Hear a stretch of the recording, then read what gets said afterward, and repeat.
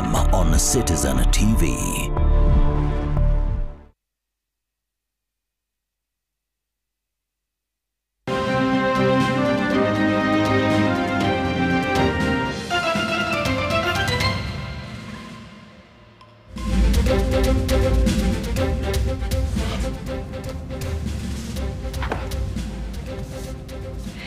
It's changeover time again at some ministries as new appointees take office.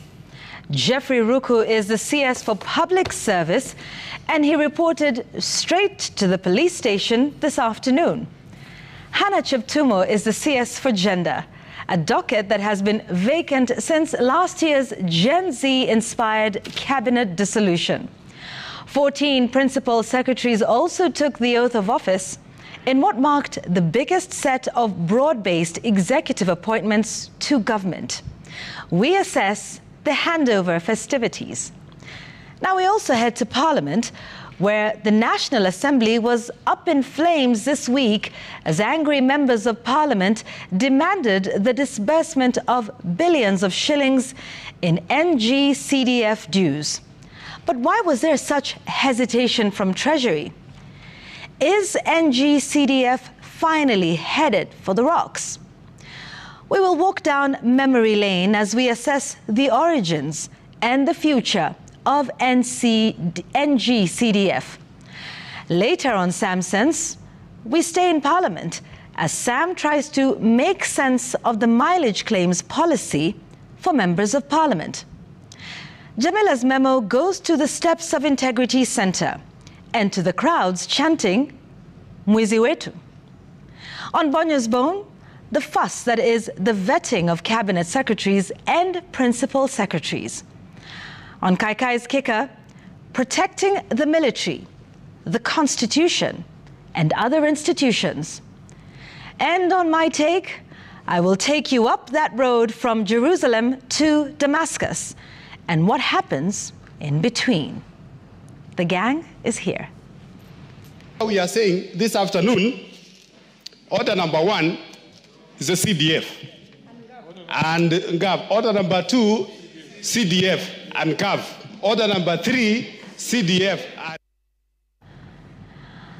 Well, ladies and gentlemen, welcome to the program. We'll be talking about what that was about. A bit of uproar, almost looking like some form of industrial action at the National Assembly. We'll come back to that. Yes, they should have been. Class action. Yes. Solidarity forever. Bus. Yes. Yeah, for the makes us strong. Okay. So we'll come back and talk about NG-CDF and what that fuss was all about in a moment. But there's some people who have new jobs, and in government efficiency, what we have come to be used to as that. The Gazette notice came out last night after 10 p.m. Announcing the formal appointment of 2 cabinet secretaries, as well as the principal secretaries, and by this morning they were sworn in. So there's new members of cabinet. Jamila, you are on cabinet watch changes. What number are we at now? This should be number 6. Number 6. On the past 2.5 years, excluding the original one when the president was elected and sworn in. So tukitoa hizo kumekuwa na 6. Okay. Remember in July 2024, in fact it was 11th July 2024 when the president dissolved the cabinet after the Gen Z protests, promising changes. At the time he left the prime cabinet secretary and the then deputy president Rigathi Gachagua. And then on 19th of July, he announced a partial cabinet after weeks of anti-government protests. I remember he spoke in a televised address and announced 11 appointments. Out of the 11, 6 included members from the previous cabinet. And then we go to August 2024, where President Ruto nominated John Mbadi as CS Treasury, Rebecca Miano as CS Tourism, Opiyo Wandayi as CS Energy, and Kipchumba Murkomen as CS Youth Affairs, and Hassan Joho as CS Mining. That was in August. Then we come to December 2024, where we had another cabinet reshuffle. Murkomen was moved to Interior. Then we had Mutahi Kagwe as CS Agriculture. William Kabogo was made CS for Information. Lee Kinyanjui CS for Investment, Trade and Industry. Salim Mvurya was moved to Sports. And then, of course, now we had the other one where your former AG and former CS for Public Service, Aliondolo, and Mr. Ruku came in. And of course, the gender office, as you said in the intro, had been vacant for about 2 years, was also filled. So tukihesabu hizo zote zilikuwa zinakuja kuwa 6. And of course, there are all those who talk about how this are just too many changes for just 2.5 years. I remember last time when we were talking about the reshuffle, you talked about how in some ministries, mtu hajatulia hata tu hivi, ameondolewa. What does that do to the ministry? What does it do to the people who work there? What does that do to other departments that work with that minister or ministry? What happens to, pengine you work with foreigners? Ambassador amekuja kukuona leo, next week amekuja kuona ni mwingine. Ile mazungumzo ya last week, imeenda na ule mwingine. But there's a sense of, I think, in my opinion, instability. The optics are not good, Yvonne. Kuna shida gani? Why are we making so many changes? And is it changes because of competence? Because are you bringing someone who's better at it? But unfortunately, I have to say this, our vetting does not show competence, if you ask me, especially among those who are being vetted. The questions they're asked and the answers they give, and in my opinion, they're not pushed as hard as they should. I'm sure Bonyo will talk more about it in his bone. But the fact that it's almost like a rubber stamp exercise, like tuna tick box kwamba vetting ilifanyika. And people send in, I think, memorandum. Yeah, they send in all these things into to the committee. Mtu anapasa kuulizwa maswali. Those things need to be actually considered. Again, not just ticking a box tulipokea maoni kutoka kwa wananchi. There should be some follow-up. So even in my opinion, having so many changes in such a short period of time does not paint a good picture. Hata kwa kazi. Go to a corporate environment. When you keep moving people around so much, they're barely settling in, umeshamhamisha ama muongeza wengine. Is it a matter of competence? Kwani watu wajui kazi? Kama wajui kazi, waondoke kabisa kabisa. But then you keep moving them around. I think it's not a good picture. Yeah. Sam, I dare say CS Jeffrey Ruku has probably had a harder time on Daybreak with you than he did before the vetting committee. Well, you don't have to comment on that. Yeah. You know, no comment is required from you. But I watched him during the vetting at the Committee on Appointments of the National Assembly. And, well, he had questions to deal with, very interesting answers. I think I took notes of some of the responses, for instance, when you're saying that he thinks that there's supposed to be a digital platform on how that harmonizes how the government recruits. He was saying that it's important that the Teacher Service Commission, the Police Service, the Public Service, they're able to come together and in a digital platform to do the recruitment, which I thought was a bit of a misunderstanding of how those institutions work, because if you had to reflect on exactly what those institutions do, the Teacher Service Commission recruits teachers for the teaching service. The Public Service is for the public service. The National Police Service, the Police Service Commission, National Police Service Commission recruits and deals with human capital issues of the police service itself. Then there was a question that he gave an answer that he thinks there's the importance of harmonizing the retirement ages for judges, or rather the officers in the judiciary, retirement age in the public service, and the retirement age for the academy, or rather the professors, if you like. And he said that professors retired 70, the judges retired 70, but the public servants retired 60. So he thought that needs to be harmonized. And you're wondering, what is the problem that he's coming to resolve in retirement age? Because there's a reason why retirement age has been set at 70, which I believe is in the Constitution. For the academy, there are good reasons why professors serve until that level, because, I mean, it takes time to get to grow to that level. You want as much knowledge as you want. And I saw some few people asking questions, especially on social media. So what should be the retirement age for politicians? And for sure, there's no retirement age for politicians. You'll find that even people beyond the 70 years in the judiciary, they're still in the political class. In fact, you've seen former judicial officers who end up getting into the political side, and some even aspiring for bigger offices in future.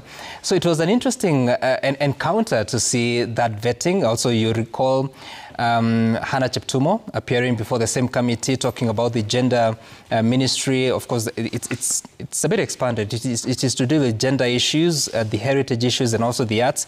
And there's a particular question that was posed by Robert Mbui, the Member of Parliament for Katiani constituency, about what she thinks her role will be, because she's now in charge of arts. We're getting to a point that we're transitioning to senior secondary, which will have one of the pathways as arts and sports science. So the question was on what do you think you will do, bearing in mind that just last week there were guidelines that were cited by the Minister of Education saying that non-teaching staff should not be involved in the extracurricular activities of schools.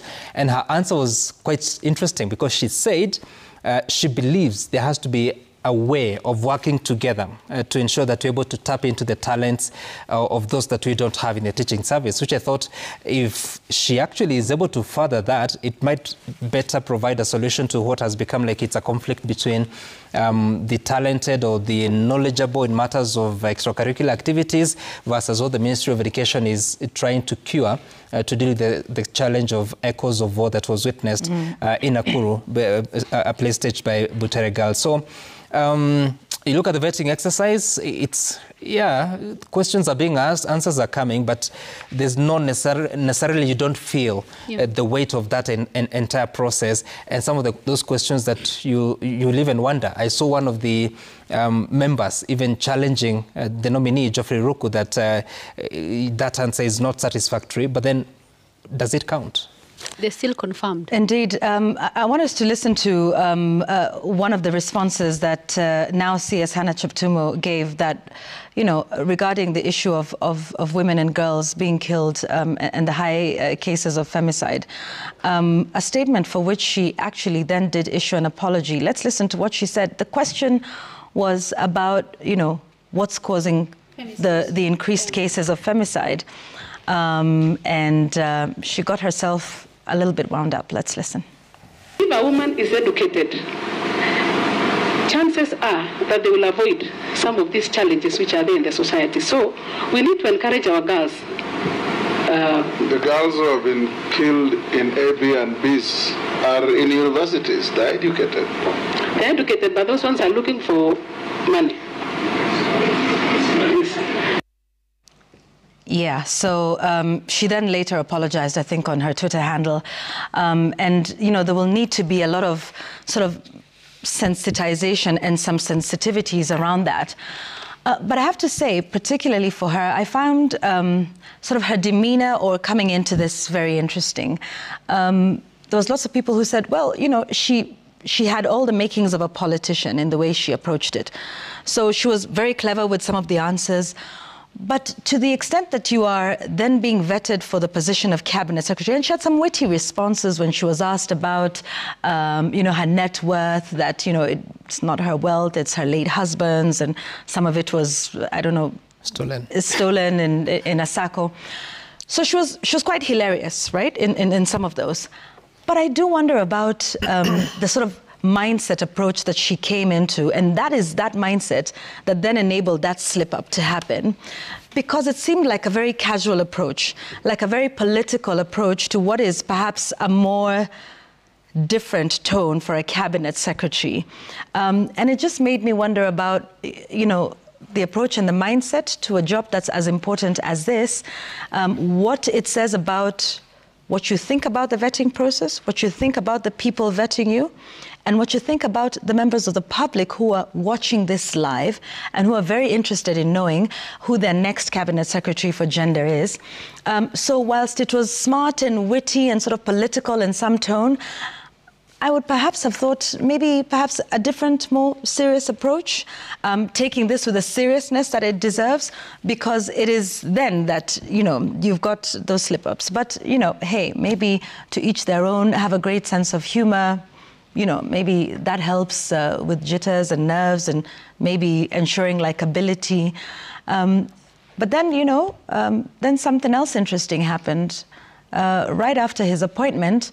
I'm not sure whether, did he know, CS Geoffrey Ruku, what position he was being vetted for? I mean, because his first call of duty was to the Central Police Station to assess public service delivery. So in the Constitution, the police fall under the National Police Service Commission. Police take their orders from the Inspector General of Police. Not the Minister for Public Service. Not the Minister for Public Service. And even if there were anyone who would then be able to assess delivery within the interior, there is one, Mr. Kipchumba Murkomen, who sits in that seat. Isn't that curious? Is that Joseph? No, it's you actually. Take it away. Take it away. I mean, like you went to the police station, you reported to the station first. I honestly thought maybe he found something suspicious in the office that he needed to raise with the nearest police station, which is why he went there. But this is a happy time for Ruku. Because if there is one thing that has worked for him, it's the unquestionable loyalty he has demonstrated to the administration. I remember during the Gen Z riots and protests, he was a very strong voice, saying very difficult things on behalf of the government. So if President Ruto was looking for loyalty in Mount Kenya East, then he got it, and in very good height. In one Ruku.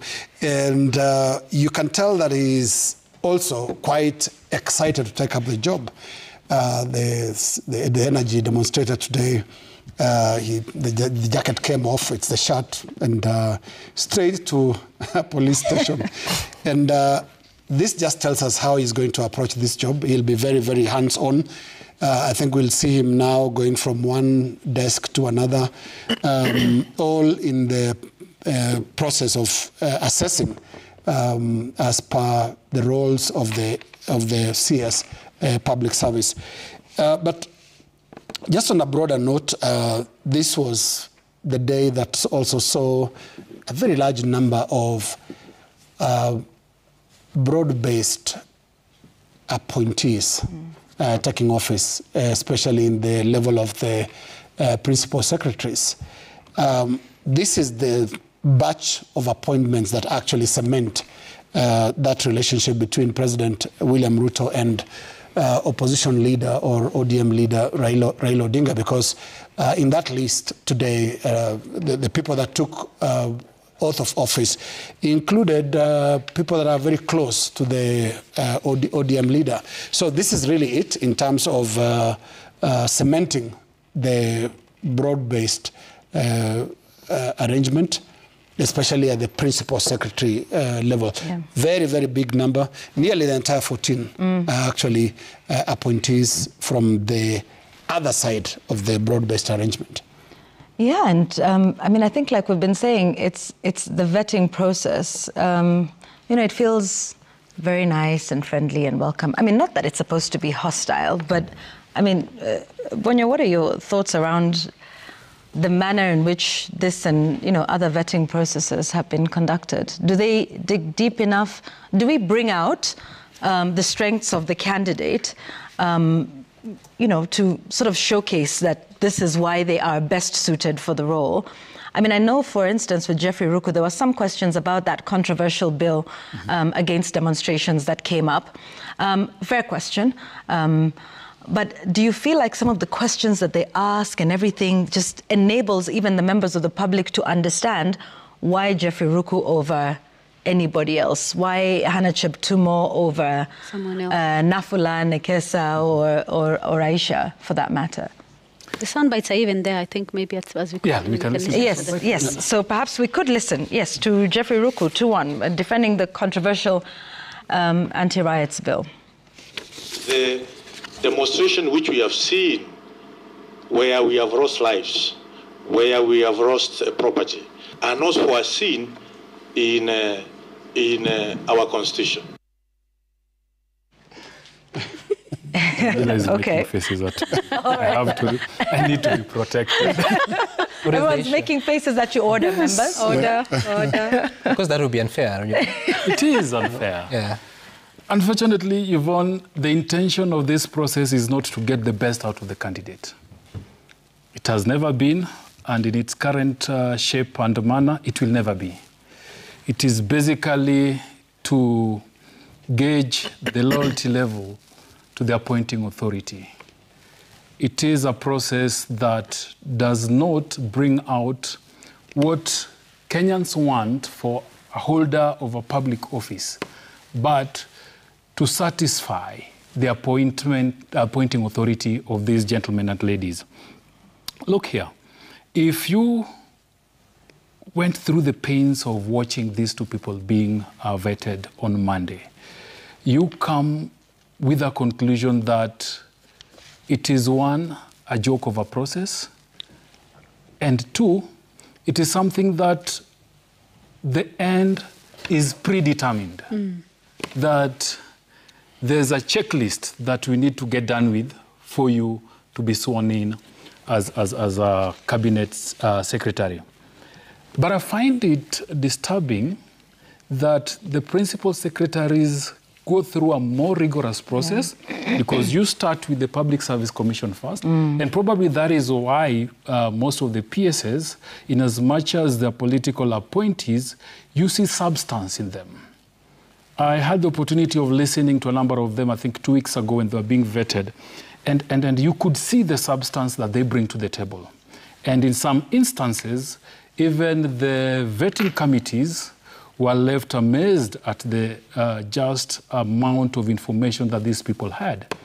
And therefore, that is why, for me, if we really want to make good out of these vetting processes, then let us go the traditional job interview way.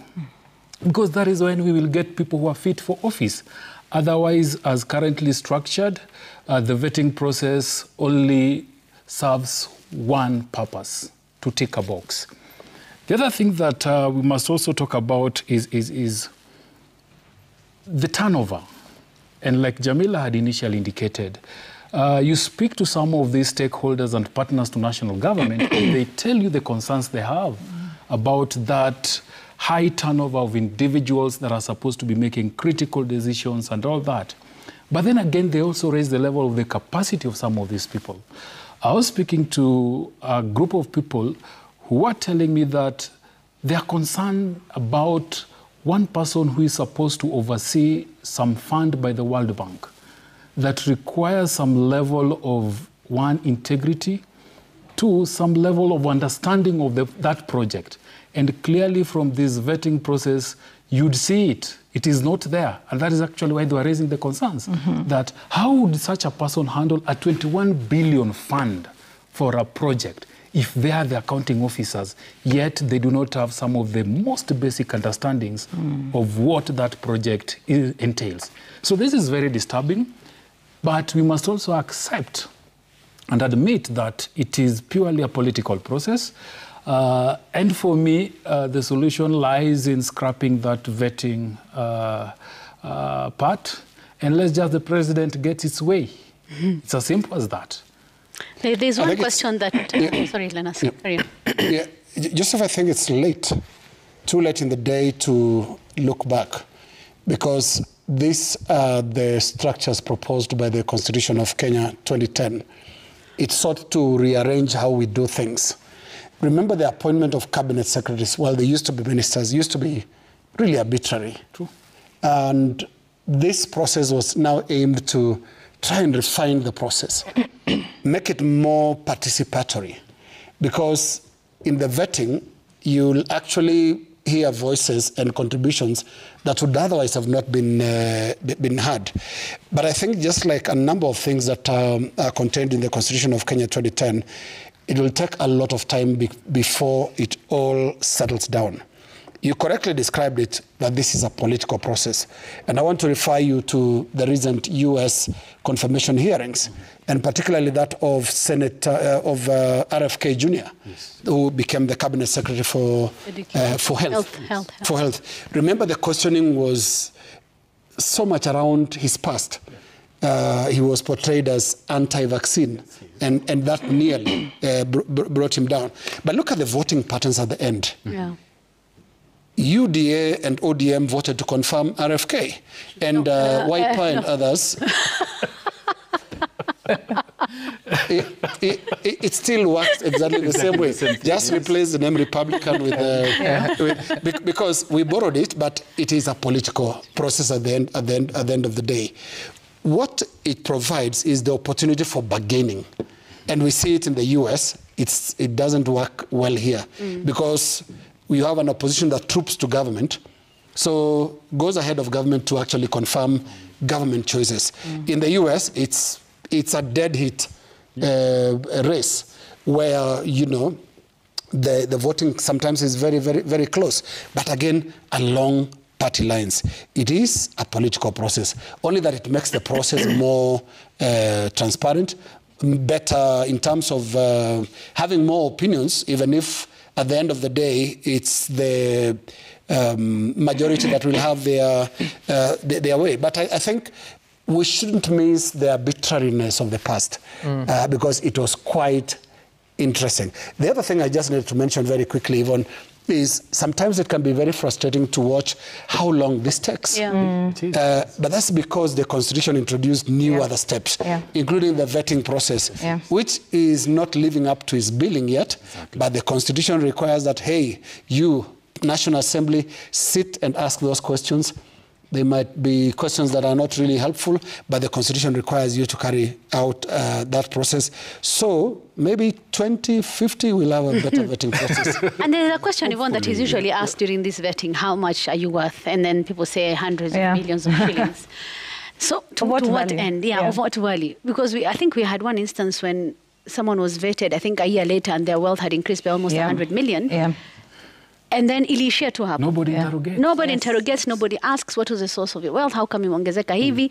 And even if you do, that is not going to stop this person from being confirmed.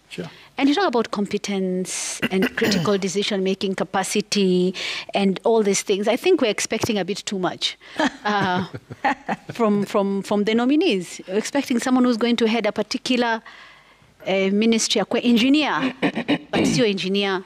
You know, and then now you expect them to make those decisions the way they are supposed to. In my opinion, it's actually a bit unfair to the people, to us as a people who sit and watch the vetting live, and we can clearly see that hapa hakuna kitu.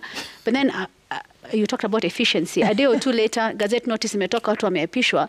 We deserve to have people in those positions. They're not positions hapa chini. Those are really powerful positions in this country, complete with magari yenye iko na flag na security na hata escort, to actually deserve to be in those positions and be able to make the decisions they're supposed to make.